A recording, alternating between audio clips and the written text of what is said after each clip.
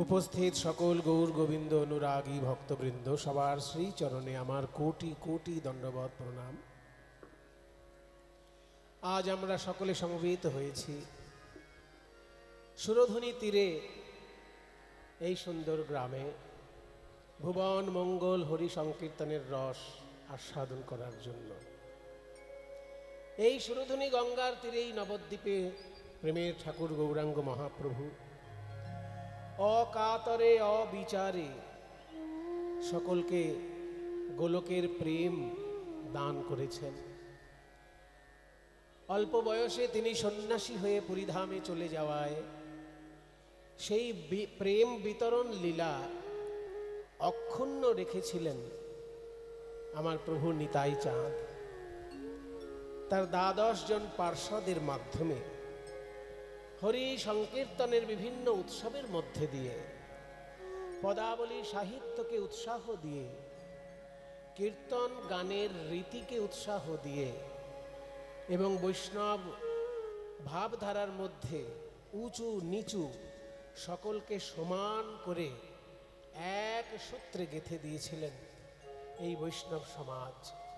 আমার প্রেমের ঠাকুর গৌরাঙ্গ মহাপ্রভুর অভিন্ন তনু দয়াল প্রভু নিতাই চাঁদ। আজকে আমরা তারই সুফল ভোগ করছি, যেখানে যত পদাবলী সাহিত্যের আলোচনা, সংকীর্তনের সুধার ধারা চারিদিকে যে ছড়িয়ে পড়ছে, এর জন্য একমাত্র আমার দয়াল প্রভু নিতাই আর প্রেমের ঠাকুর গৌর সুন্দর হচ্ছেন মূল প্রাণ পুরুষ। যার জন্য বাঙালি যদি কখনো কৃষ্ণলীলা স্মরণ করে, সে সরাসরি কৃষ্ণলীলা স্মরণ করে না। অন্যান্য প্রদেশে কৃষ্ণলীলা গান গাইতে গেলে সরাসরি কৃষ্ণলীলা গান হয়। যেমন কোথাও যদি শ্রীকৃষ্ণের কোনো নাটক বা কোনো কৃষ্ণ বিষয়ক গান বাজনা পরিবেশিত হয় বাংলা ছাড়া অন্য কোনো প্রদেশে, সেখানে সরাসরি তারা রাধাকৃষ্ণের গান করেন। কিন্তু আমাদের দেশে রাধাকৃষ্ণের গান গাইতে গেলে আগে গৌরচন্দ্রিকা গাইতে হয়, কারণ গৌরাঙ্গ মহাপ্রভুকেই আমরা রাধাকৃষ্ণ মনে করি। আমাদের কাছে গৌরাঙ্গ মহাপ্রভু স্বয়ং রাধাকৃষ্ণের মিলিত বিগ্রহ। তিনি মানুষ রূপে মানুষের মধ্যে জন্মগ্রহণ করলেও তিনি মানুষের ঊর্ধ্বে আমাদের কাছে পূজা গ্রহণ করছেন।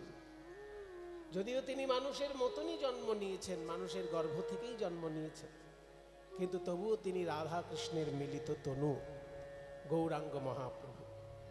সেই গৌরাঙ্গ মহাপ্রভুর প্রণাম মন্ত্রে কি বলা হলো? আমি যে শ্লোকটা এখনই বললাম, এই শ্লোকটা হলো গৌরাঙ্গ মহাপ্রভুর প্রণাম মন্ত্র। অনেকগুলো প্রণাম মন্ত্র আছে, তার মধ্যে এটা প্রধান। আনন্দ লীলাময় বিগ্রহায়, তিনি হলেন আনন্দময় এবং লীলাময় বিগ্রহ। আনন্দ কাকে বলে? আমরা যে কোনো সুখকে ভুল করে আনন্দ বলে ফেলি। মনে করুন, যখন আমরা টিভির কোনো সিরিয়াল দেখি, এই বৌমা শাশুড়ির নিন্দে করছে, বা শাশুড়ি বৌমার নিন্দে করছে, বা ননদ এসে সংসারের মধ্যে কুটকাচালি করছে, এই সব টিভি সিরিয়াল আমরা যখন দেখি তখন ভাবি আমরা খুব আনন্দ পাচ্ছি। কিংবা মোবাইলের মধ্যে নানা রকম অদ্ভুত অদ্ভুত বিষয় যখন আমরা খুঁজে পাই, ভাবি আমরা খুব আনন্দ পাচ্ছি। কিংবা কেউ যদি নেশা করে, সে যদি নেশায় বুঁদ হয়ে যায়, সে ভাবে খুব আনন্দ পাচ্ছে। কিন্তু আনন্দ জিনিসটা কি? আনন্দ কাকে বলবো? সামান্য সুখকে আমরা কি আনন্দ বলতে পারি? টিভি দেখে যে আনন্দ, মোবাইল ঘেঁটে যে আনন্দ, নেশা করে যে আনন্দ, সে আনন্দ কি সত্যিকারের আনন্দ পদবাচ্য? তাহলে আনন্দ কাকে বলবো? দুটো শর্ত আছে। কোনো বিষয়কে, কোনো সুখকে আনন্দ বলা যাবে কি যাবে না, তার দুটো ক্রাইটেরিয়া আছে, তার দুটো শর্তাবলী আছে। কি না, প্রথম কথা, সে কখনো শেষ হয়ে যাচ্ছে কিনা। যদি একটা সময়ে শেষ হয়ে যায় সেই সুখের সীমা, তাহলে জানতে হবে এটা ঠিক আনন্দ নয়। কারণ আনন্দ হচ্ছে ভগবানের অংশ, আর সেটা কখনো শেষ হয় না।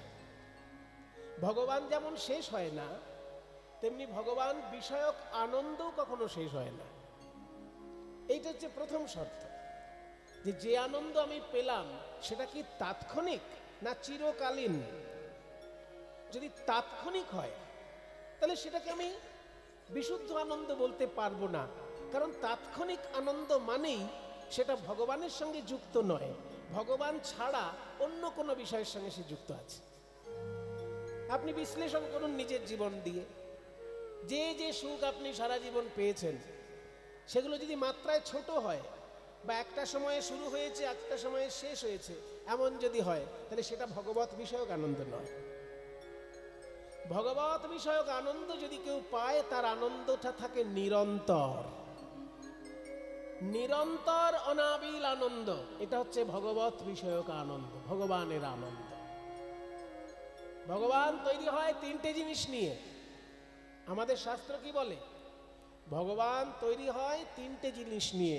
যেমন দেওয়াল তৈরি হয় বালি, সিমেন্ট আর ইট, এই তিনটে জিনিস নিয়ে। একটা দেওয়াল তৈরি করতে গেলে তিনটে জিনিস লাগে, বালি, সিমেন্ট আর ইট। ঠিক তেমনি ভগবান তৈরি হতে গেলে তিনটে জিনিস লাগে। ভারতীয় দর্শন বলছে সৎ, চিত আর আনন্দ। সৎ, চিত, আনন্দ, এই তিনটেকে একসঙ্গে বলে সচ্চিদানন্দ। ওই যে শ্রীকৃষ্ণের প্রণাম মন্ত্রে আছে না, ঈশ্বর পরম কৃষ্ণ সচ্চিদানন্দ বিগ্রহ অনাদিরাদি গোবিন্দ সর্বকারণ কারণম, ওখানে শ্রীকৃষ্ণকে বলা হলো সচ্চিদানন্দ বিগ্রহ। তাহলে সচ্চিদানন্দ মানে কি? যে তিনটে উপকরণ নিয়ে ভগবান তৈরি হয়, সেই তিনটে উপকরণকে বলা হয় সচ্চিদানন্দ। সেই তিনটে উপকরণ কি কি? সৎ মানে সত্তা, চিত মানে চৈতন্য, আর আনন্দ মানে নিরন্তর নির্মল সুখ। এই দুটো শব্দ আগে বুঝে নেবেন। সুখ শুধু না, সুখ তো সব কিছুতে। এসি ঘরে থাকলেও সুখ হয়, সুন্দর সুন্দর খাবার খেলেও সুখ হয়, রঙিন টিভি দেখলে সুখ হয়, মোবাইল ঘাটলে সুখ হয়, কোথাও বেড়াতে গেলে সুখ হয়, সমুদ্রে ঢেউয়ে ঢেউয়ে স্নান করলে সুখ হয়, সবই তো সুখ। কিন্তু নিরন্তর সুখ হচ্ছে কিনা? সুখ শুরু হলো আর সুখ শেষ হয়ে গেল, তাহলে সেটা কিন্তু ভগবত সুখ হলো না। নিরন্তর সুখ যে বিষয়ে থাকবে, যেমন ধরুন হরিনাম জপ।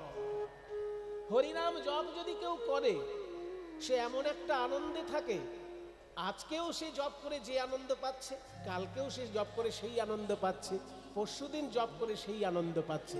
নিরন্তর সুখ। শ্রীমদ্ ভগবত গীতা পাঠের যে আনন্দ, গীতা পাঠ করে যারা আনন্দ পায়, যারা পায় না তাদের কথা এখন আমি বলবো না, কিন্তু যারা পান তারা এমন নয় যে দুদিন গীতা পড়লেন তারপর আনন্দ পেলেন না, তা নয়। আজকে গীতা পড়লো আজকেও আনন্দ, কালকে গীতা পড়লো কালকেও আনন্দ, পরশু গীতা পড়লো পরশুও আনন্দ। তার মানে কি? ভগবত বিষয়ক যে কোনো বিষয় আপনি যদি চর্চা করেন, সেখানে যে সুখটা হবে সেটা তাৎক্ষণিক সুখ নয়, সেটা নিরন্তর সুখ এবং নির্মল সুখ। নির্মল কেন বললাম না? কোনো সুখ আছে এখন আপনাকে সুখ দিচ্ছে বটে, কিন্তু পরে দুঃখ দিতে পারে। কিছু কিছু সুখ আছে বাবা, এখন আপনি খুব সুখ পাচ্ছেন, কিন্তু পরে তার জন্য আপনি দুঃখ পেতে পারেন। যেমন যদি খুব বেশি মদের নেশা কেউ করে, এখন সে মদ খেয়ে খুব আনন্দ পাচ্ছে, কিন্তু বেশি মদ খাবার ফলে তার লিভারটা যখন ঝাঁঝরা হয়ে যাবে, তখন সে আর আনন্দ পাবে কি? তাহলে যে বিষয় আমাকে কিছুদিনের জন্য সুখ দিল, সারা জীবনের জন্য দিল না, সেটাকে আমি বিশুদ্ধ আনন্দ বলতে পারলাম না। তাই শাস্ত্র বলছে যে ভগবানের ভিতরে যে আনন্দ থাকে, সেই আনন্দটাকে ধরার চেষ্টা করো। সেই আনন্দের দুটো বৈশিষ্ট্য। এক নম্বর, সেই আনন্দ শেষ হয়ে যায় না, নিরন্তর তার আনন্দের প্রবাহ সারা জীবন থাকে, এমনকি মৃত্যুর পরেও থাকে। আর তার দ্বিতীয় বৈশিষ্ট্য হলো, সেই সুখ কখনো দুঃখের কারণ হয় না। অন্য সুখ তোমার দুঃখের কারণ হতে পারে, বেশি মোবাইল ঘাটাঘাটি করলে চোখটা খারাপ হয়ে যেতে পারে, আরো বেশি করে মোবাইল ঘাটলে মাথাটাও খারাপ হয়ে যেতে পারে। সেই জন্য যে সুখ তোমাকে সুখ দিচ্ছে বটে, কিন্তু ভবিষ্যতের জন্য দুঃখ বয়ে আনছে, সে সুখটা সুখ নয়। সে সুখটা তোমার আনন্দ অন্তত নয়, তাৎক্ষণিক সুখ বলতে পারো, কিন্তু ভগবত বিষয়ক আনন্দ সেটা নয়। ভগবত বিষয়ক আনন্দ সেটাই হবে যেটা কখনো শেষ হয় না, আর যে আনন্দ কখনো দুঃখের কারণ হয় না। আপনি যে কোনো একটা বিষয় বাছুন ভগবানের বিষয়ে, দেখবেন দুঃখের কারণ হয় না। ভগবানের লীলা শ্রবণ, ভগবানের লীলা কীর্তন, ভগবানের গ্রন্থ পাঠ, ভগবানের তীর্থ দর্শন, ভগবানের সেবা পূজা, যেটাই খুঁজে বার করবেন দেখবেন সেটা কখনো দুঃখের কারণ নয়, আপনাকে সুখই দেবে।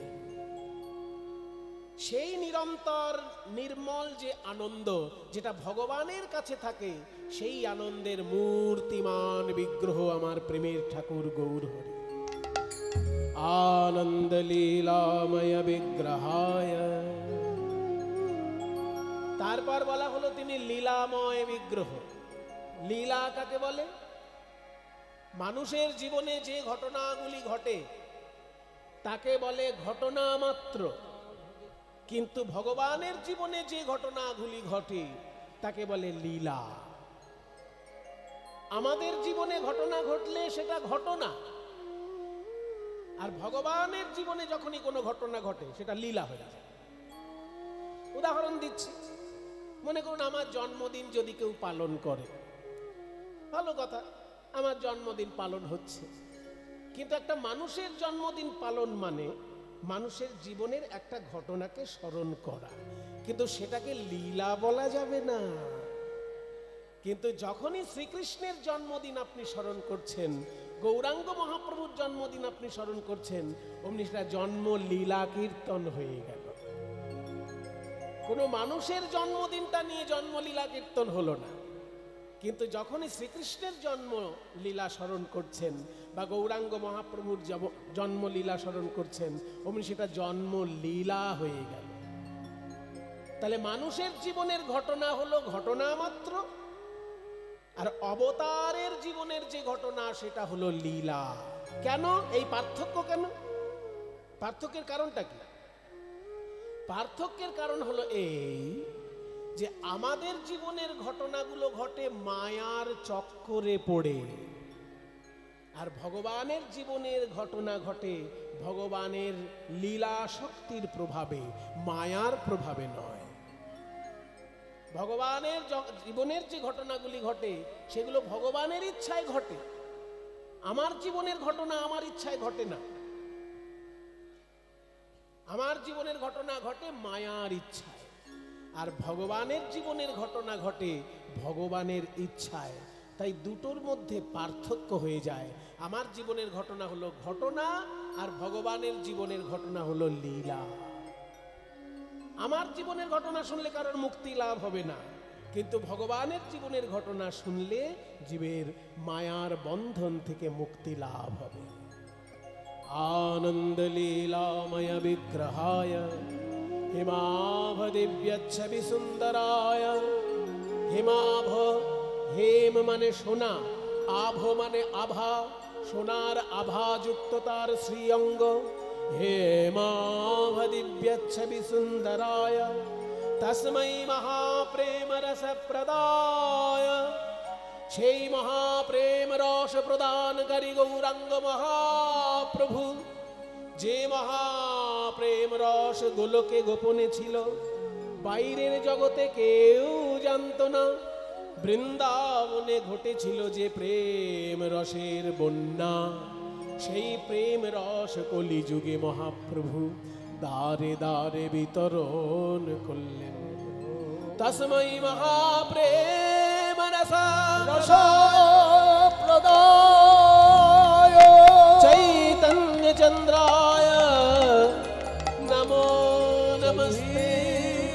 তন্ন চন্দ্রায় নমো নমস্তে।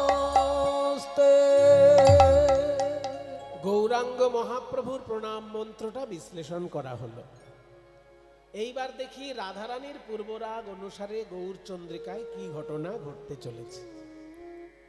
ও মায়েরা, আজকে ঝগড়া বেঁধে গেছে, কারণ একজন গৌর সুন্দরকে দর্শন করে এসে না এত কষ্ট পাচ্ছে যে সে আর বলার কথা নয়। বিষ্ণুপ্রিয়া মা আমার গঙ্গায় স্নান করতে গিয়ে গৌরাঙ্গ মহাপ্রভুকে দেখতে পেয়েছেন। কিভাবে না, বিষ্ণুপ্রিয়া মা তখনও কিন্তু বিবাহ হয়নি, আমি বিবাহের আগের ঘটনা স্মরণ করছি, বিষ্ণুপ্রিয়ার বিয়ের পরে নয়, বিয়ের আগে গঙ্গায় স্নান করতে গেছেন। আর স্নান করতে গিয়ে দেখে একটা সোনার পদ্ম ফুল ভেসে যাচ্ছে।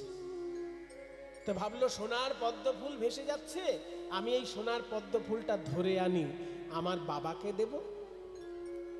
আমার বাবা সনাতন মিশ্র, বিষ্ণুপ্রিয়া দেবীর বাবা হচ্ছেন সনাতন মিশ্র, সেই যুগে রাজ পণ্ডিত ছিলেন তিনি।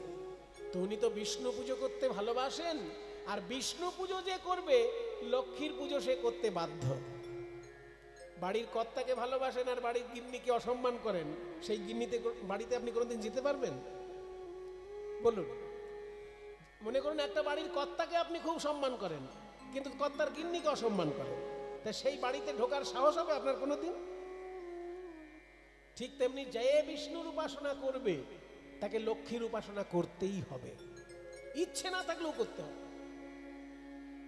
তা আমার বাবা তো লক্ষ্মীকে উপাসনা করেন, বিষ্ণুকে উপাসনা করেন, আর লক্ষ্মী ঠাকুরের প্রিয় ফুল হচ্ছে পদ্ম ফুল। তা দিয়ে সোনার পদ্ম ফুল যখন ভেসে যাচ্ছে, আমি একটু ওই পদ্ম ফুল ধরে নিয়ে বাবাকে দিয়ে দেব। এই ভেবে ভাবলো যে সোনার পদ্ম ফুল ভেসে যাচ্ছে গঙ্গা জলে, আসলে সেটা পদ্ম ফুল ছিল না, সেটা কি ছিল? গৌরাঙ্গ মহাপ্রভু গঙ্গার জলে স্নান করছিলেন। এমন ভাবে তিনি জলের মধ্যে ছিলেন, শুধু মুখমণ্ডলটা উপরে ছিল আর শরীরটা জলের মধ্যে ছিল।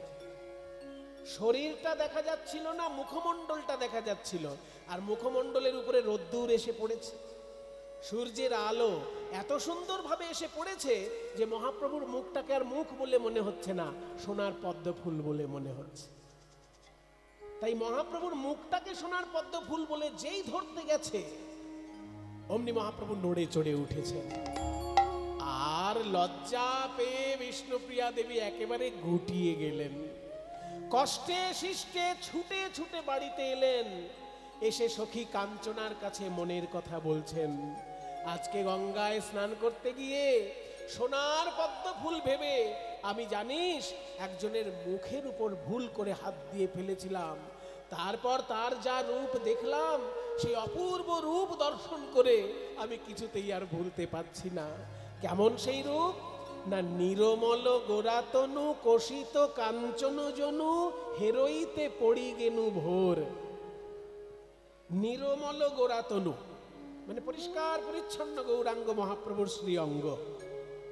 কোষিত কাঞ্চন জনু, কাঞ্চন মানে সোনা, আর কোষিত কাঞ্চন মানে যে সোনা থেকে খাদ মুক্ত করা হয়েছে।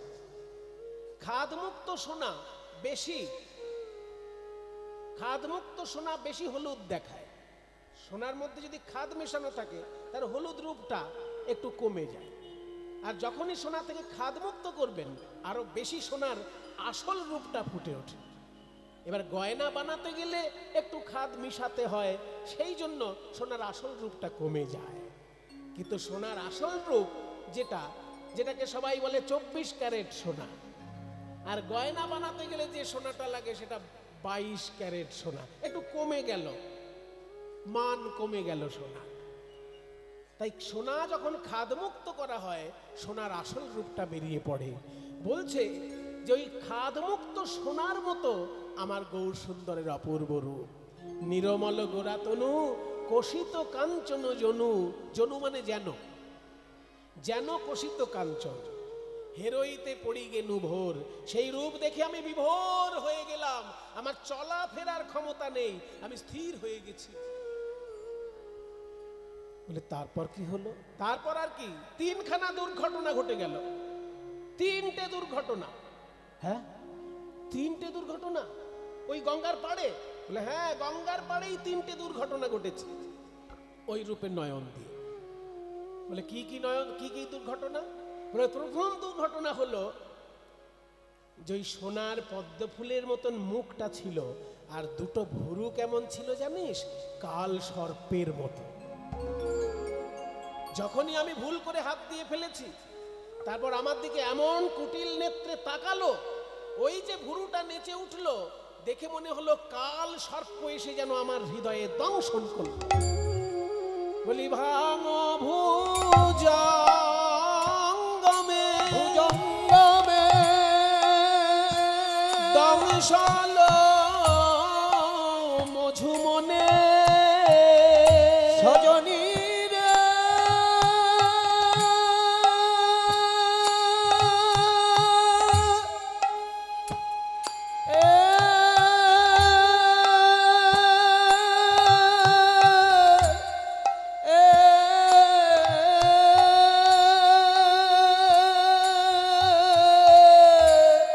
ওই ভাঙো ভুজঙ্গমে ভুজঙ্গমে দংশন মধুমনে আমায় দংশন কইলে গো, আমায় দংশন কইলে গো ওই ভুরু ভুজঙ্গে আমায় দংশন কইলে গো, ওই ভুরু ভুজঙ্গে আমায় দংশন কইলে গো ভুরু ভুজঙ্গে আমায় এখন বিষে অঙ্গ জর জর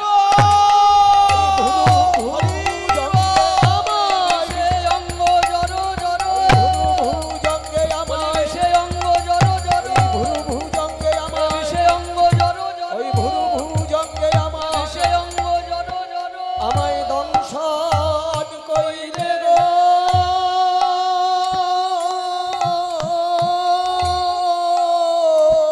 এখন অন্তর কাপয়ে মোর ঘো, ওই ভুরু ভুজঙ্গে দংশন কইলে অন্তর কাপয়ে মোর।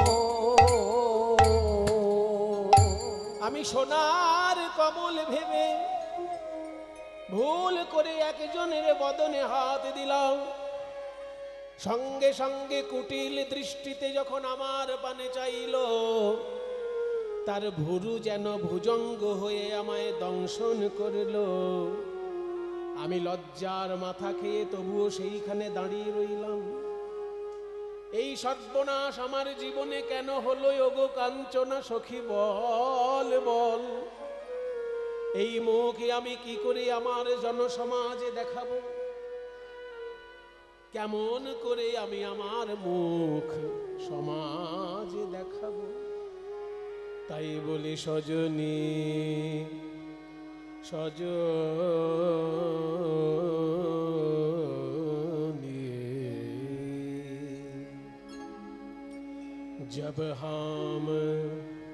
जब हम মানে যখন আমি পেখলু, পেখলু মানে দেখলাম, গৌরা মানে গৌরাঙ্গ মহাপ্রভু, গৌরাঙ্গের দিকে যখনই আমি দেখলাম আমার সর্বনাশ হলো। जब हम पेखलु गोरा गोरा पेखलु गोरा गोरा गोरा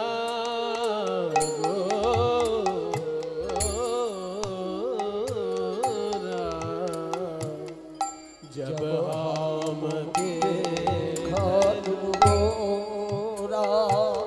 सजनी जब हम पे खालू गोरा आकुल दी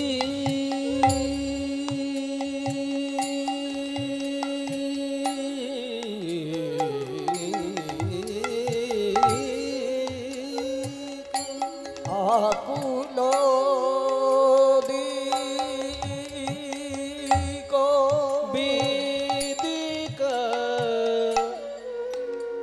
নাহি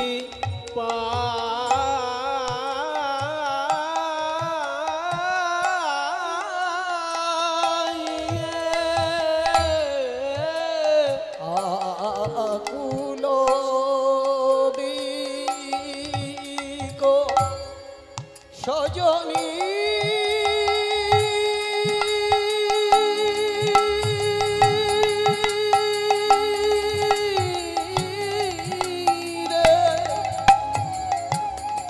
সজনী সজনী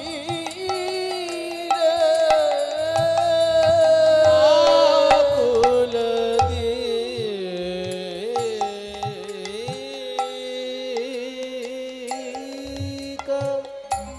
বিদিক নাহি পাই।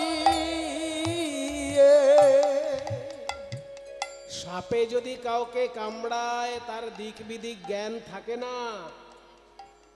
মনে করুন একটা বাচ্চা ছেলেকে বিষাক্ত সাপে কামড়েছে, মৃত্যু যন্ত্রণায় সে ছটফট ছটফট করছে, সারা গায়ে বিষ ছড়িয়ে পড়েছে।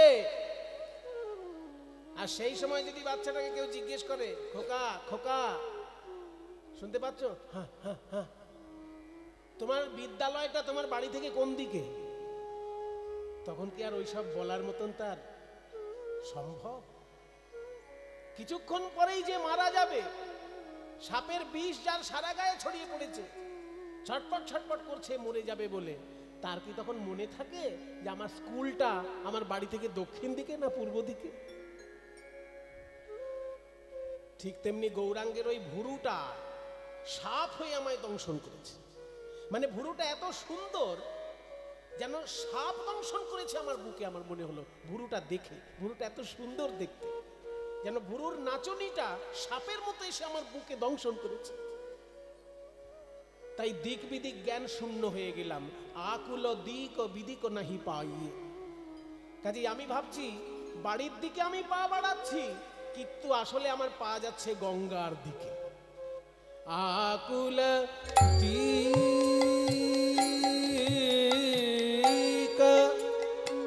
বিদিক নাহি পাইয়ে।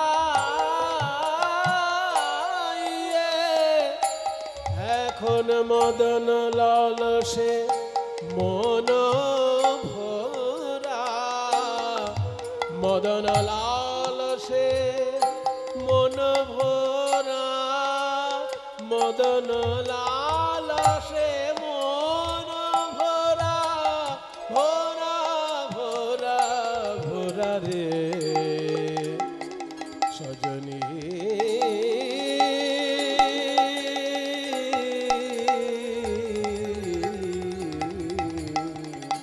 জবাবে ঘোরা ঘোরা ঘোরা ঘোরা রে, জবাবে ঘোরা ঘোরা রে, জবাবে ঘোরা ঘোরা পেঘালো গোরা পেঘালো গোরা পেঘালো গোরা। কাউকে যদি সাপে কামড়ায় সঙ্গে সঙ্গে সেই সাপটাকে মারতে ইচ্ছে হয়, কিন্তু এ আমায় কেমন সাপে দংশন করলো যে সাপটাকে আর একবার দেখতে ইচ্ছে হচ্ছে, আর ওই সাপটাকে বুকে ধরতে ইচ্ছে হচ্ছে। এ কেমন সাপ? কি গো মায়েরা, সাপে কামড়ালে মনে হয় এক্ষুনি লাঠি এনে সাপটাকে মেরে ফেলি, কিন্তু গৌরাঙ্গের ভুরুরূপী সাপ আমায় দংশন করেছে রে। সাপ কামড়ালে তাকে মারতে ইচ্ছে হয়, আর এই কেমন সাপ আমায় কামড়ালো যে ওই সাপটাকে আর একবার কাছে পেতে ইচ্ছে হচ্ছে, আমার হৃদয়ে ধরতে ইচ্ছে হচ্ছে। নিসা গা রে গা রে গা রে সারে মগা গামা পা গামা গা রে সা পা ने रे सा ने दा सा ने दा पा नि दा पा धा प म प म ग म ग रे सा जब हम देखल गोरा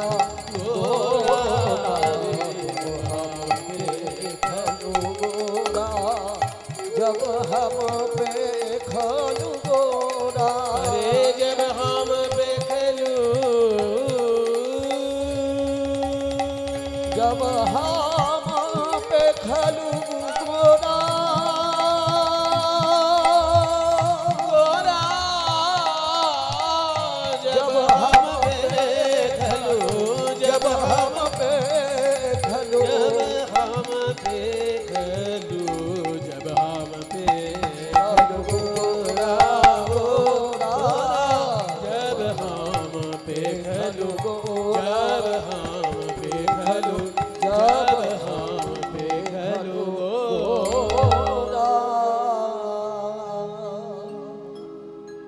বুঝলাম এমন সুন্দর এক পুরুষ মানুষ গঙ্গার ধারে গঙ্গার জলে স্নান করছিল, তুই তার রূপে নয়ন দিয়ে পাগল হয়ে গেছিস। আর তাকে দেখতে এতই সুন্দর যে তার ভুরুটা সাপ হয়ে তোর বুকে দংশন করেছে। বাপ রে বাপ। আচ্ছা, আর কি দুর্ঘটনা ঘটেছে? ওই যে বললি তিনখানা দুর্ঘটনা, ওই তো একটা শুনলাম। বিষ্ণুপ্রিয়া বলছে, ও আমার ঘটেছে দুর্ঘটনা, তোদের শুনতে মজা লাগছে? মজা না, মজা কি আর বলবো, মজা তো আর বলা যায় না, কিন্তু বান্ধবী তো তোর মনের। ছোটবেলা থেকে আমরা একসঙ্গে বড় হয়েছি, একসঙ্গে খেলা করেছি, একসঙ্গে পড়াশোনা করেছি।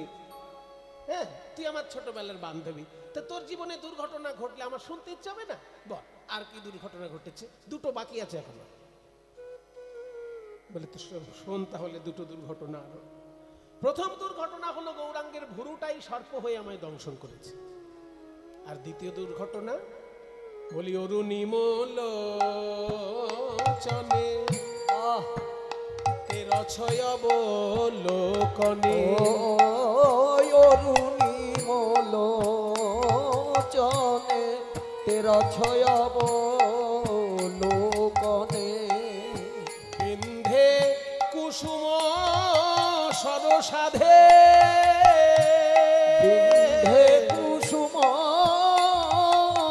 সরসাধে বিন্ধে কুসুম সরসাধে এখন জীবইতে জীবনে। দাঁড়া দাঁড়া, ব্রজবুলি ভাষায় গৌরচন্দ্রিকা গাওয়া হচ্ছে তো, শব্দগুলো পরিষ্কার নয়, মানেটা বুঝে নিতে হবে। অরুণিম লোচনে মানে লাল টকটকে হয়ে গেছে চোখ। অনেকক্ষণ ধরে জলে যদি কেউ স্নান করে তার চোখ লাল হয়ে যায় না? তো গৌরাঙ্গ মহাপ্রভু তো অনেকক্ষণ ধরেই জলে আছেন, সেই লাল টকটকে চোখ, আর সেই চোখ দিয়ে যখন আমার দিকে আর চোখে এরকম তাকালো, আগে তো মনে হচ্ছিল ভুরুটা যেন সাপ হয়ে কামড়েছে, আর এখন মনে হচ্ছে নয়নটাই যেন বান হয়ে এসে আমার বুকে বিঁধল। অরুণিম লোচনে তেরছয় অবলোকনে মানে তেরছা চাহনি। তেরছা চাহনিতে যখন আমার দিকে তাকালো, মনে হলো যেন নয়নটাই বান হয়ে আমার বুকে এসে বিঁধল। ও, তাহলে নয়নটা বান হয়ে বিঁধেছে। আর কি বলে, আর একটাই দুর্ঘটনা বাকি আছে। ওই যে সাপে কামড়েছে বলে দিক বিদিক জ্ঞান শূন্য হয়ে গেছে। তা আমি ভাবলাম যেখানে দাঁড়িয়ে সাপের কামড় খেলাম, আবার নয়ন বান এসে বুকে বিঁধলো, এখানে আমি এক মুহূর্ত থাকবো না।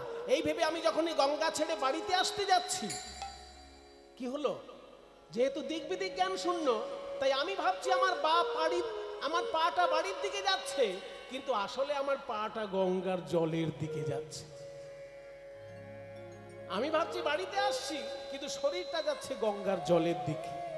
জীবইতে জীবনে থেহ নাহি পাওন সজনী রে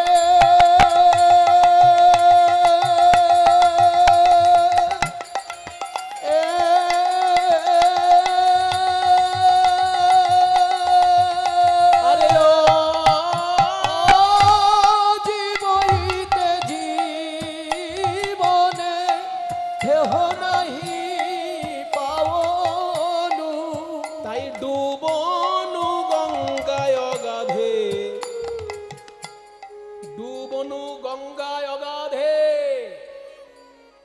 মানে গঙ্গার অগাধ জলে আমি ডুবে মরলাম, এটা তৃতীয় দুর্ঘটনা। তবে ভাবিস না ওই ঘোলা জলের গঙ্গায় আমি ডুবেছি। কোন গঙ্গায় ডুবেছি জানিস? আমি ডুবে মরলাম গো, আমি ডুবে মলাম গো, গৌর প্রেম গঙ্গায় আমি ডুবে মরলাম গো। ওই গৌর প্রেম গঙ্গায় আমি ডুবে মলাম গো, ওই গৌর প্রেম গঙ্গায়, হা গৌর তোমার হলাম বলে, গৌর প্রেম গঙ্গা, গৌর তোমার হলাম বলে গঙ্গা, গৌর তোমার হলাম গৌর প্রেম গঙ্গা, গৌর তোমার হলাম বলে প্রেম গঙ্গা, গৌর তোমার হলাম বলে প্রেম গঙ্গায় ডুবে মলাম রে, ডুবানু গঙ্গায় গাধে কেহ নাহি পায়নু, ডুবনু গঙ্গায় গাধে। আমার জীবনে পর পর তিনটে দুর্ঘটনা ঘটলো গৌর রূপে নয়ন দিয়ে। প্রথম দুর্ঘটনা হলো গৌরাঙ্গের ভুরুটা সর্প হয়ে দংশন করেছে। দ্বিতীয় দুর্ঘটনা হলো গৌরাঙ্গের নয়ন যেন বাণ হয়ে বুকে বিঁধেছে। তৃতীয় দুর্ঘটনা হলো গৌরাঙ্গের প্রেম গঙ্গায় আমি যেন হাবুডুবু খাচ্ছি। এখন বাঁচানোর কোনো উপায় থাকলে বলে দে, বলে দে। শুনেছি সাপের বিষ ঝাড়ার মন্ত্র থাকে, তোরা যদি বিষ ঝাড়ার কোনো মন্ত্র জানিস বল। বান বিধে ঘা হয়ে গেল, ওই ঘাতে ওষুধ দেওয়ার জন্য কোনো ওষুধ জানিস যদি বল। মন্ত্রমহ ঔষধি তুমি জানসি যদি, ওই মন্ত্র মহৌষধি তুহু জানসি যদি, ওগো মঝু লাগি করবি উপায় রে, ওগো মঝু লাগি করবি উপায় রে। বাসুদেব ঘোষে কহে শুনো শুনো এ সখী, ওই বাসুদেব ঘোষে কহে শুনো শুনো এ সখী, ওই গোরা লাগি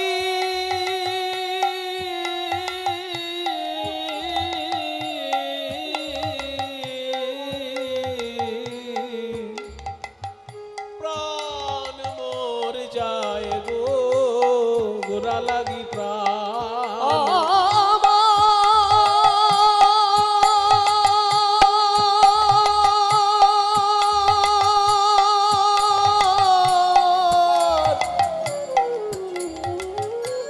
আমার গোরা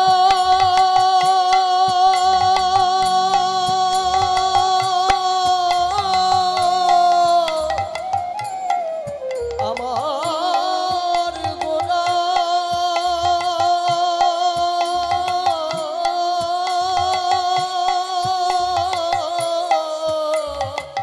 ওই গোরা লাগি প্রাণ মন যায় রে, শুনো শুনো এ সখী গোরা লাগি প্রাণ মন যায়।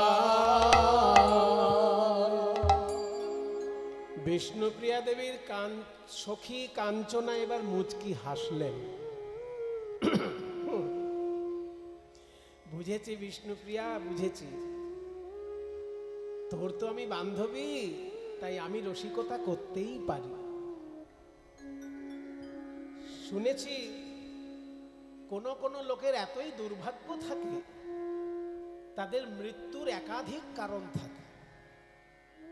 লোকে একটা কারণে মরে, আর কোন কোন লোকের ভাগ্য খারাপ থাকলে তিনখানা কারণ একসঙ্গে এসে হাজির হয় মৃত্যুর সময়। শুনে রাখুন, একটা সুন্দর কাহিনী আছে যে মৃত্যু যদি কারোর কপালে থাকে বাবা, একটা কারণেও মরতে পারে, তিনটে কারণেও হাজির হতে পারে। একটা সুন্দর কাহিনী আছে, একজন জ্যোতিষী খুব সুন্দর হাত দেখতেন একটা দেশ, সেই দেশের রাজার ছেলে হয়েছে, রাজপুত্র বলে কথা। এবার রাজা ভাবলো আমার ছেলে যখন জন্মেছে একটু ভালো জ্যোতিষী দেখিয়ে নি, এর কপালে কি আছে না আছে আগে থেকে সেইভাবে ব্যবস্থা নেওয়া যাবে। কি বাবা, ছেলে যদি জন্মায় লোকে জ্যোতিষী দেখায় না, যে গ্রহ নক্ষত্র কি আছে, কোন রাশি কি নক্ষত্র, এসবগুলো দেখাতে হয় না জন্মের সময়। ঠিকুজি কোষ্ঠী না করা থাকলে বিয়ের সময় অসুবিধা হবে, যেন আপনাদের করা না থাকলে আপনারা করে রাখবেন, নাহলে বিয়ের সময় আবার ভালো পরিবারের লোকেরা ঠিকুজি কোষ্ঠী না মিলিয়ে বিয়ে দেয় না। সেই জন্য ভাববেন না যে ওসব কি হবে, পরে লাগবে, সেই জন্য করিয়ে রাখবেন। তা আমরা যেমন ঠিকুজি কোষ্ঠী করাই, রাজা ভাবলেন আমার ছেলেটার ঠিকুজি কোষ্ঠী করিয়ে রাখতে হবে। হ্যাঁ, যত টাকা লাগে লাগুক, বড় বড় জ্যোতিষী ডেকে আনো। একজন জ্যোতিষী প্রথম এলো, জয় মা তারা। আপনি কোত্থেকে আসছেন বাবা? আমি তারাপীঠ থেকে আসছি। তারাপীঠ, বাহ। তারাপীঠের যখন শ্মশানে বসে তপস্যা করেছে বড় জ্যোতিষী, বলুন আমার ছেলের হাতে কি লেখা আছে দেখি। আপনার ছেলে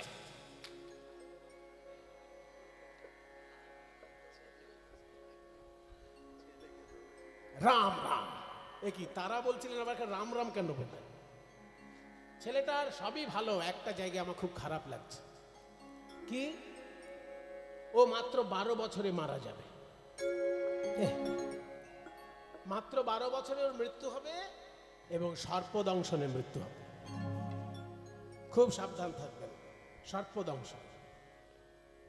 এবার দেখবেন একটা ডাক্তার যদি খুব খারাপ রোগের কথা বলে, তখন মনে হয় আর একটা ডাক্তার দেখিয়ে নি, সে হয়তো একটু অন্য কথা বলতে পারে।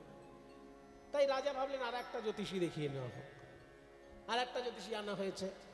বম ভোলে ভোলেনাথ। আপনি কোত্থেকে আসছেন? আমি বেনারস থেকে আসছি। বাহ, বেনারসের বড় জ্যোতিষী, বলুন কি আছে আমার ছেলের কপালে? হ্যাঁ, আপনার ছেলেকে যা দেখলাম সবই ঠিক আছে, তবে 12 বছর ওর পরমায়ু। বাবা, এই জ্যোতিষীদের সেই কথাই বলছে, 12 বছর ওর পরমায়ু, গাছ থেকে পড়ে মরবে। কখনো গাছে উঠতে দেবেন না ছেলেকে, তাহলে তো মিলল না। আগের জ্যোতিষী বলেছিল সর্পদংশন, এবার বলছে গাছ থেকে পড়ে মরবে, তা তো মিলল না। আর একটা জ্যোতিষী দেখাবে।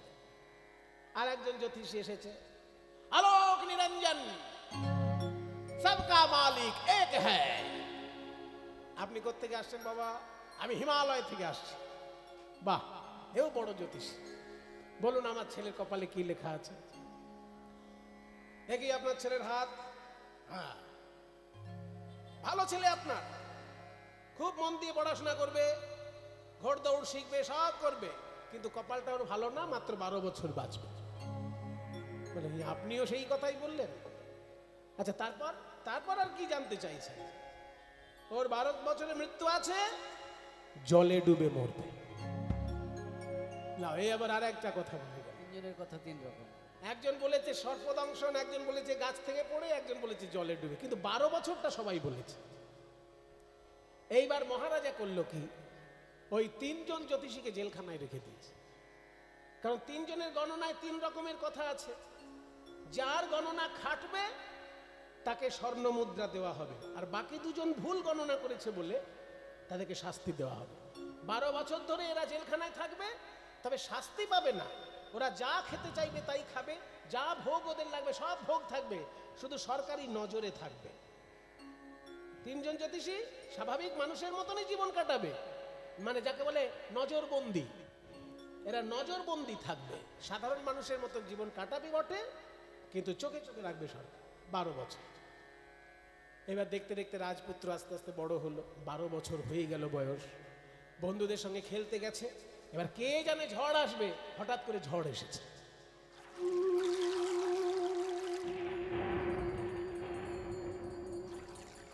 যখন ঝড় আসছে, সব বন্ধুরা এদিক ওদিক পালিয়ে গেছে। এবার রাজপুত্র দেখলো আমি তো খুব রোগা, আমাকে যদি ঝড়েতে উড়িয়ে নিয়ে যায়, এই ভেবে রাজপুত্র একটা গাছের উপর উঠে পড়ল। একটা গাছে উঠেছে, সেই গাছটার একটা ডাল পুকুরের দিকে এগিয়ে গেছে। যে ডালটা পুকুরের দিকে এগিয়ে গেছে, ওই ডালটাতেই গিয়ে উঠেছে রাজপুত্র। আর ওই গাছের ডালে ছিল একটা সাপ। সেই সাপ যেই গাছের ডালে তাকে দংশন করলো, গাছ থেকে যেখানে পড়লো একদম পুকুরের জলে গিয়ে পড়লো। তাহলে কোন জ্যোতিষীর কথা খাটলো? একে বলে কপালের নাম গোপাল। কপালে যদি লেখা থাকে ও তিনটে মৃত্যুই একসঙ্গে হতে পারে, গাছ থেকেও পড়লো, জলেও ডুবলো, সাপেও কাটলো। ওরে বিষ্ণুপ্রিয়া, তোর বোধহয় ওই রকমই কপাল। গৌরাঙ্গের ভুরু ভুজঙ্গ তোকে দংশন করেছে, আর গৌরাঙ্গের নয়ন বান তোর বুকে বিঁধেছে, আবার ওদিকে বলছিস প্রেম গঙ্গায় হাবুডুবু খাচ্ছিস। তিনটে মৃত্যুর কারণ তোর ঘটেছে, কিন্তু আমরা তো সখী, আমরা চেষ্টা করি সমাধানের। এর একটাই ওষুধ আছে, সেই ওষুধ হচ্ছে গৌরাঙ্গ নাম। তুই এখন গৌর নাম জপ কর। একটা জিনিস জানিস তো, হরি নামে হরি নামে হরি নামে হরি নামে। হরি নাম করলে যদি হরি নেমে আসতে পারে, তুই গৌর নাম করে এগিয়ে যা, তোর জীবনে গৌরাঙ্গ মহাপ্রভু নেমে আসবেন। তাই বাসুদেব ঘোষ কহে, শুনো শুনো এ সখী, ওই গোরা লাগি প্রাণ মোর যায় রে, গোরা লাগি প্রাণ মোর যায় রে। ठाकर कृता खेटा खेटने तधैया, ताकर कृता खेटा खेटने तधैया, दाता दैया। बोली हरि झटे तकिता झटे तकिता झटे तकिता, धै ताकर कृता धै ताकर कृता धै तकिता तके तकिता दैया दैया दैया जहाँ जहाँ जहाँ लगी ताउती ताउती तावर दाता दाता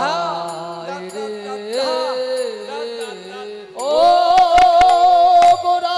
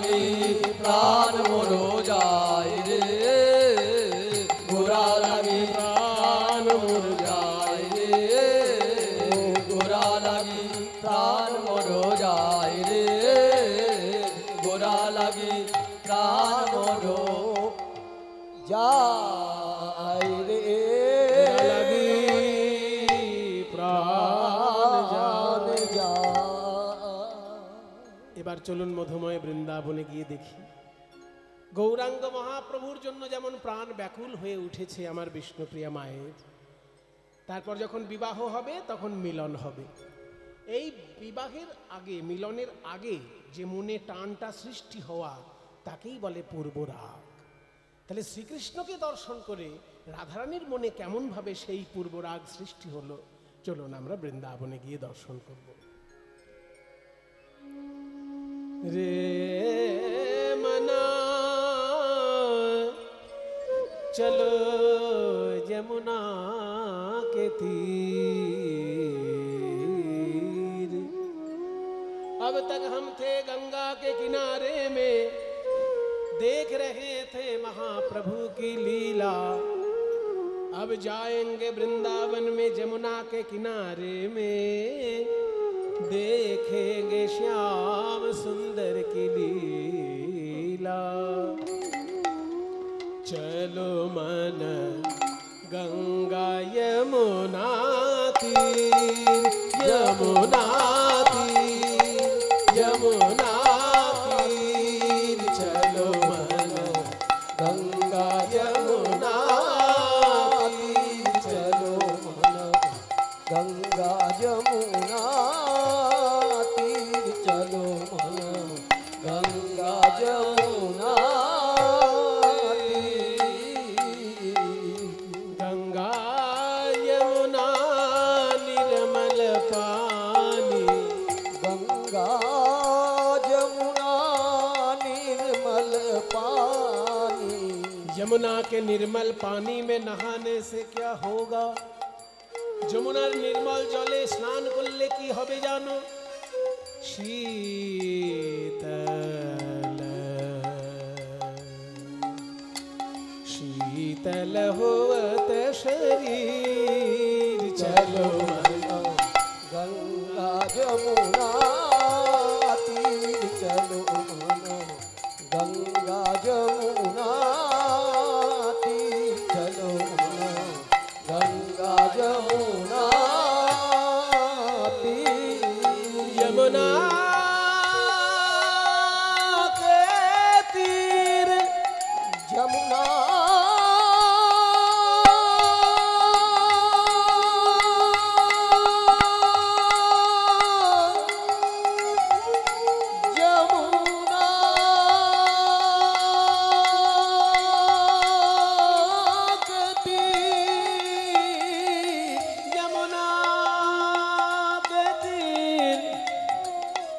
यमुना के तीर, यमुना के किनारे में जाके हम क्या देखेंगे? যমুনার তীরে গিয়ে কি দেখবো জানো? দেখবো बंसी बजावत नाचत कान्हा, बंसी बजावत नाचत कान्हा। कान्हा बंसी बजा मारे टूलू धुनी दाओ। नाचत कान्हा।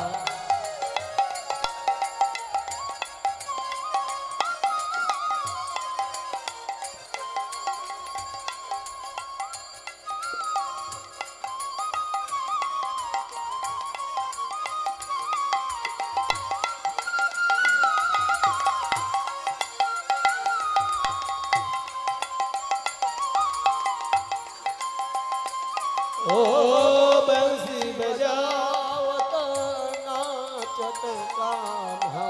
संग लिए बलवीर, चलो मन गंगा यमुना तीर, चलो मन गंगा यमुना तीर, चलो मन गंगा। हरि बोल हरि बोल हरि बोल। बलाई दादा बलाई दादा। गंगा यमुना यमुना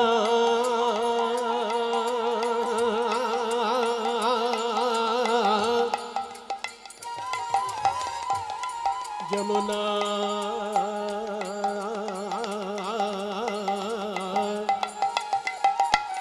यमुना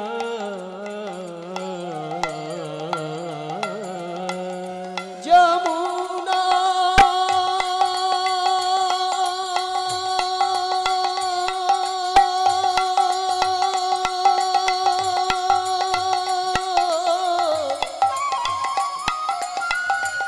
यमुना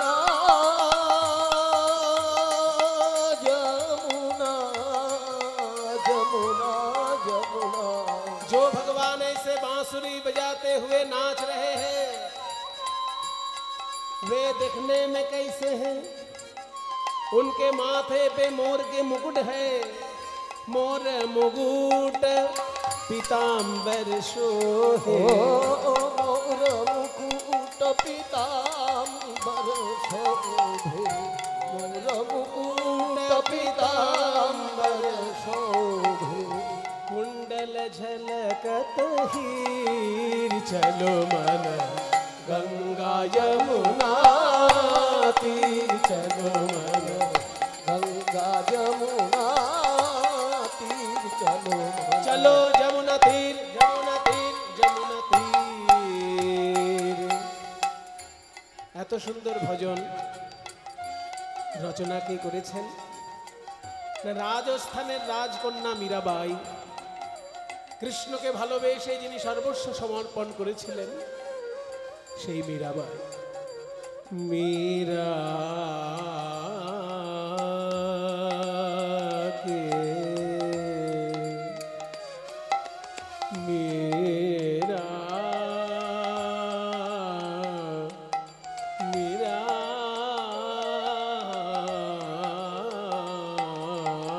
কে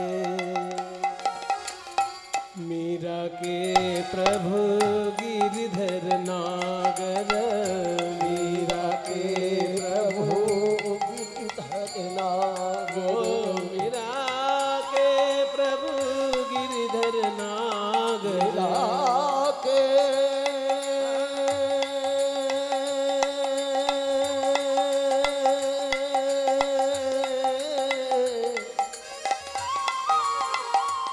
मीरा मीरा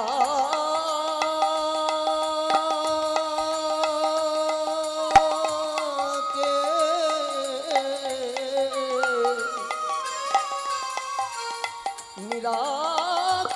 मीरा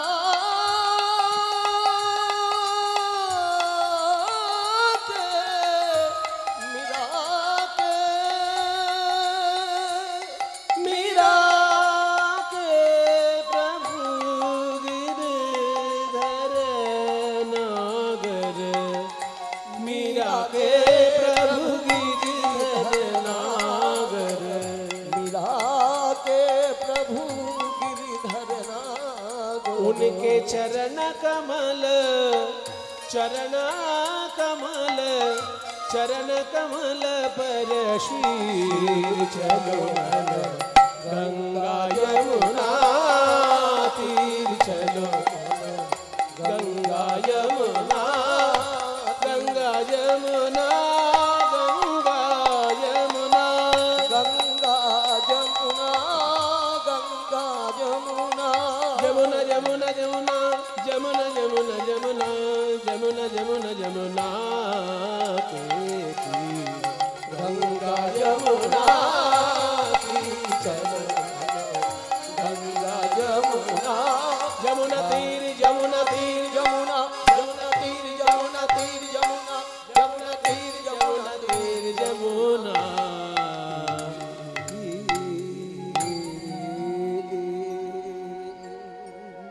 बरहा पीड़म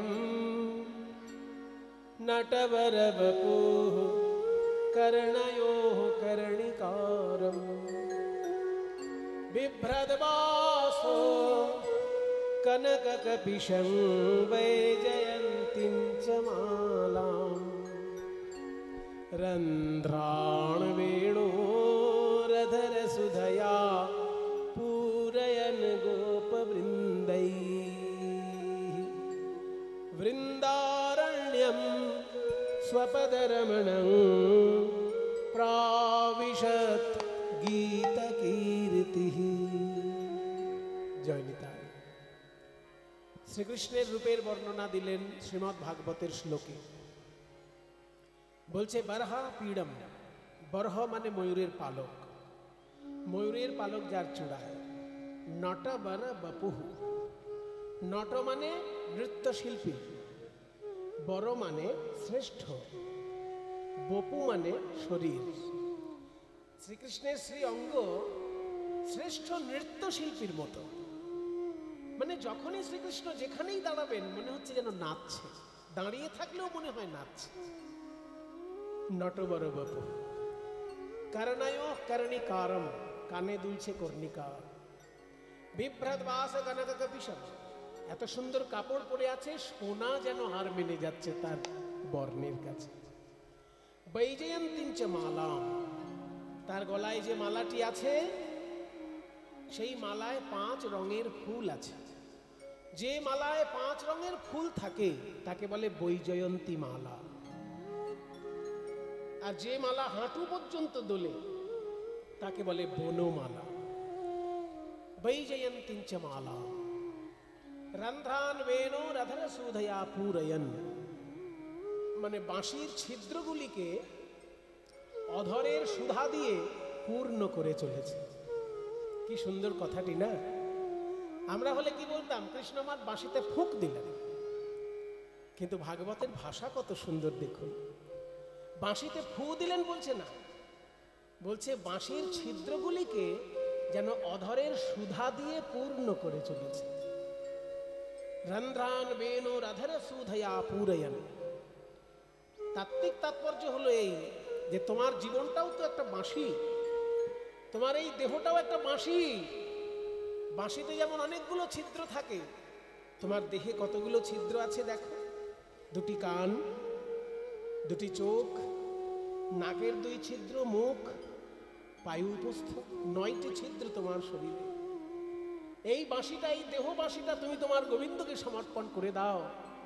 উনি যেমন বাঁশির ছিদ্রে তার অধরের সুধা পূর্ণ করে দিচ্ছেন, তেমনি তোমারও এই দেহটা তার চরণে দিলে তোমার দেহটাও তো একটা বাঁশি, তিনি তার অমৃত দিয়ে পূর্ণ করে দেবেন।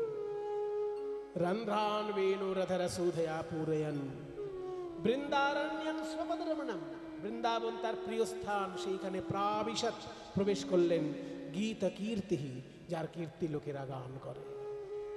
কাজে এত সুন্দর শ্রীকৃষ্ণের রূপ যে কারোর জীবনে একবার দর্শন ঘটলে তার জীবন ধন্য হয়ে যায়। আজকে রাধারানী আমার সেই শ্রীকৃষ্ণকে ভালোবেসে তার এমন অবস্থা, পূর্বরাগে আক্রান্ত হয়েছে। পূর্বরাগ কাকে বলে? উজ্জ্বল নীলমণি গ্রন্থে শ্রীরূপ গোস্বামী খুব সুন্দর সংজ্ঞা দিলেন। রতির্যা সঙ্গমাত পূর্বম দর্শন শ্রবণাদিজা তয়োরুন্মীলতে প্রাজ্ঞৈঃ পূর্বরাগ সৌচ্যতে। বলছে রতির্যা সঙ্গমাত পূর্বম, অর্থাৎ মিলনের আগে পর্যন্ত যে ভালোবাসা, ভালোবাসাটি কিভাবে তৈরি হয় না? দর্শন শ্রবণাদিজা, দর্শন করে এবং শ্রবণ করে ভালোবাসা জন্মায়। কাউকে যদি আপনি ভালোবাসেন, হয় তাকে দেখেছেন আপনি, নইলে তার কথা শুনেছেন আপনি।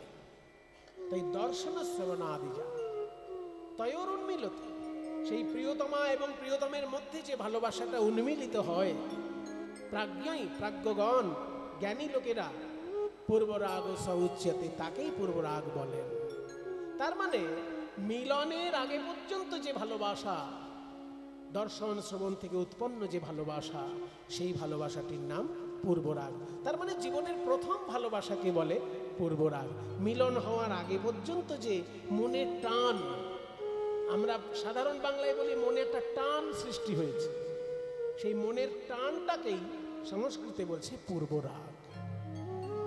আজকে শ্রীকৃষ্ণের প্রতি রাধারানীর যে মনের টান সৃষ্টি হয়েছে, তাতে রাধারানীর কি অবস্থা না? ঘরেরও বাহিরে দণ্ডে শতবারে তিলে তিলে আইসে যায়। ঘরের বাহিরে মানে ঘর থেকে বাইরে দণ্ডে শতবারে, এক দণ্ডের মধ্যে 100 বার ঘরে আর বাইরে আসা যাওয়া করছে। দেখবেন কারোর মন যদি চঞ্চল হয়, সে বারবার শুধু হাঁটাহাঁটি করে, এদিক দিয়ে ওদিকে যাচ্ছে, এদিক ওদিক যাচ্ছে, শুধু হাঁটাহাঁটি করে, মনটা চঞ্চল হয়ে গেল। এক দণ্ডের মধ্যে 100 বার। দণ্ড মানে 24 মিনিট। এই যে মিনিট, সেকেন্ড, এগুলো তো আমরা ইংরেজদের কাছ থেকে শিখেছি। তার আগে পর্যন্ত আমরা মিনিট সেকেন্ডকে কি বলতাম? জ্যোতিষীদের কাছে জিজ্ঞেস করবেন, ওনারা ঠিক জানবেন। দণ্ডপল বিচার বলে। দণ্ড, এক দণ্ড মানে 24 মিনিট। তাহলে 24 মিনিটের মধ্যে রাধারানী 100 বার ঘর থেকে বেরোচ্ছেন আর ঘরে আসছেন, এতটা তার মন চঞ্চল। পদাবলী বলছে ঘরের বাহিরে দণ্ডে শতবারে তিলে তিলে আইসে যায়। এক তিলের মধ্যে আবার 100 বার হয়ে গেল। তিলটা হচ্ছে দণ্ডের থেকে অনেক ছোট, কিন্তু অল্প সময়ের মধ্যে 100 বার ঘর থেকে আসা যাওয়া করছেন। তার মানে মনটা খুবই চঞ্চল হয়ে গেছে। কেউ কাউকে ভালোবাসলে তার 10টা দশা তার জীবনে প্রকাশ পায়। লালসদ বেগ জাগর জাতান এবং জড়িমাত্র তো বৈয়গ্রং ব্যাধি অনুমাদ মোহ মৃত্যুর দশাদশ। প্রথম হচ্ছে লালসা। আহ কি সুন্দর দেখতে, আমি যদি ওনাকে আমার প্রিয়তম রূপে কাছে পেতাম। বা পুরুষের ক্ষেত্রে কি সুন্দর দেখতে, ওনাকে যদি আমার প্রিয়তমা রূপে পেতাম। এই যে একে বলে লালসা। তারপর হচ্ছে উদ্বেগ। মিলন যদি না হয় তখন উদ্বেগ। এই উদ্বেগের জন্যই রাধারানী 100 বার ঘর থেকে বেরোচ্ছেন আর ঘরের মধ্যে আসছেন। লালসা, উদ্বেগ। তারপর হচ্ছে জাগরজা। জাগরজা মানে জাগরণ। দেখবেন কেউ কাউকে ভালোবাসলে তার রাতে ঘুম আসে না, সারা রাত্রি তার কথা চিন্তা হয়। একইভাবে যদি কেউ ভগবানকে ভালোবেসে ফেলে তারও রাতে ঘুম আসে না। সবাই যখন নাক ডেকে ভোঁস ভোঁস করে নাক ডেকে ঘুমোচ্ছে, সেই সময় দেখবেন যারা ভক্ত তারা বিছানায় বসে নাম জপ করছে, কিংবা গীতা পাঠ করছে, কিংবা ভাগবত পাঠ করছে, চৈতন্য চরিতামৃত পাঠ করছে। তার চোখে ঘুম আসছে না, কারণ সে ভগবানকে ভালোবেসে ফেলেছে। ভালোবাসার এটা একটা লক্ষণ যে ভালোবাসলে চোখে ঘুম আসে না। সেটা মানুষ যদি মানুষকে ভালোবাসে তাতেও হবে, আর মানুষ যদি ভগবানকে ভালোবাসে সেক্ষেত্রেও হবে। রাইধনী কেন এমন হলো।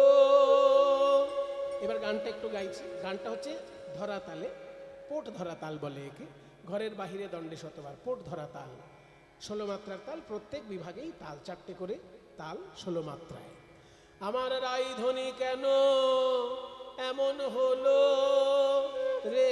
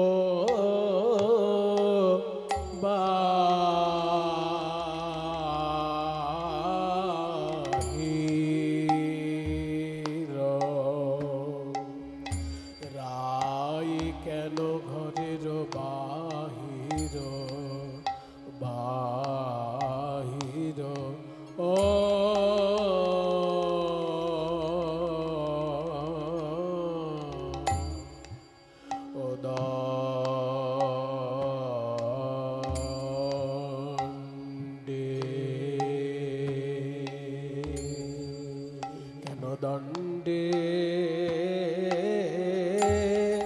শত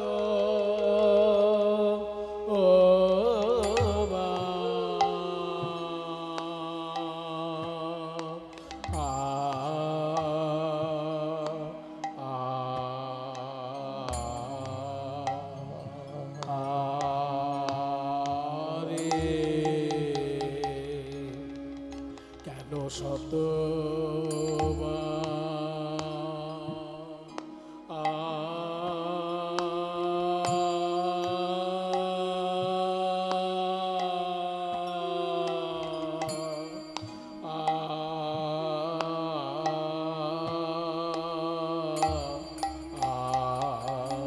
রাই কেন এমন হলো রে,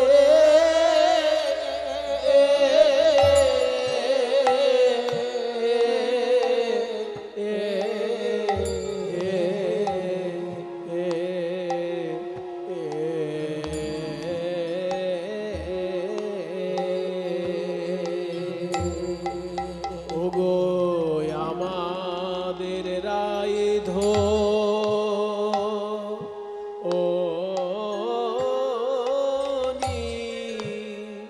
রাইধনী কেন কেন এমন হলো রে,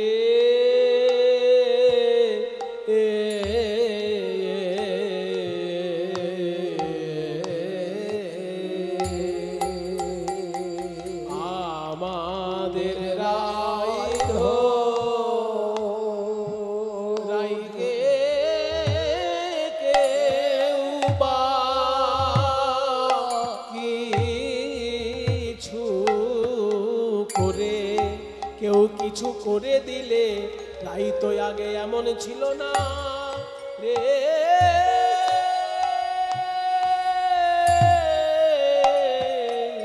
রাইকে কেউ বা কিছু করে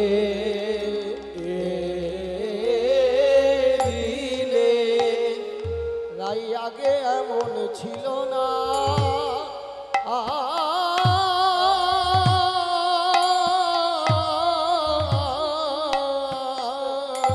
কেউ বা কিছু করে দিলে কেউ কিছু করে দিলে নাকি গো ও ও ও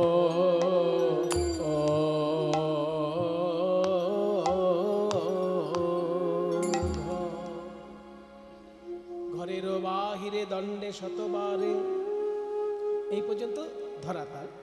এবার তিলে তিলে আইসে যায় এই অংশটা বড় একতালি তাল। বড় একতালি তাল হচ্ছে 14 মাত্রা, 4-3-4-3 ছন্দ, 1-2-3-4 1-2-3 1-2-3-4 1-2-3 এইরকম 4-3-4-3 ছন্দ বড় একতালি।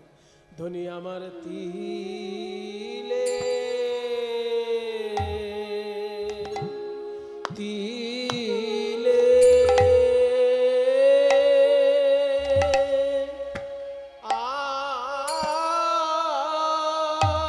আইসে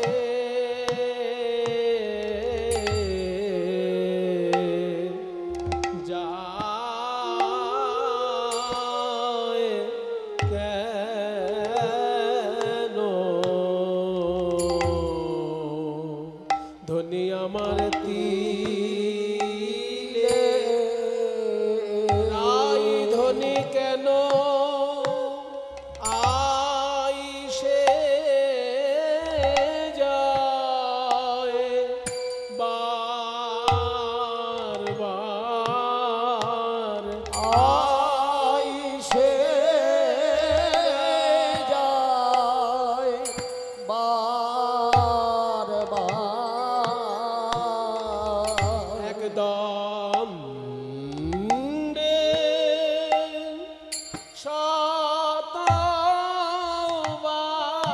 শতবার আইসে যায় বার বার দণ্ডে শতবার বলি একবার ঘর আর একবার দুয়ার দণ্ডে শতবার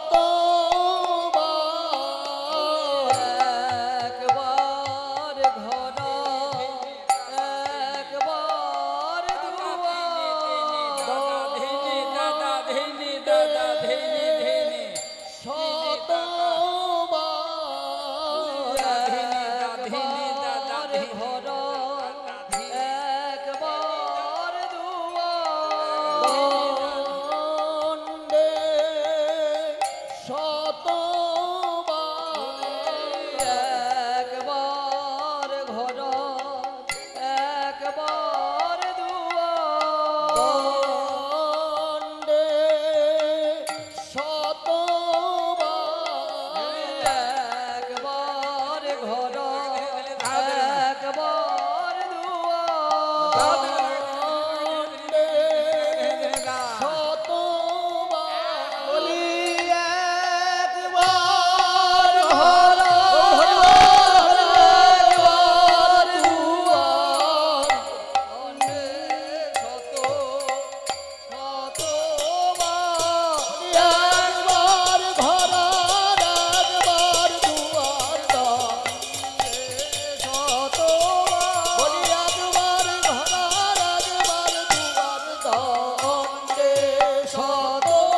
ধ্বনি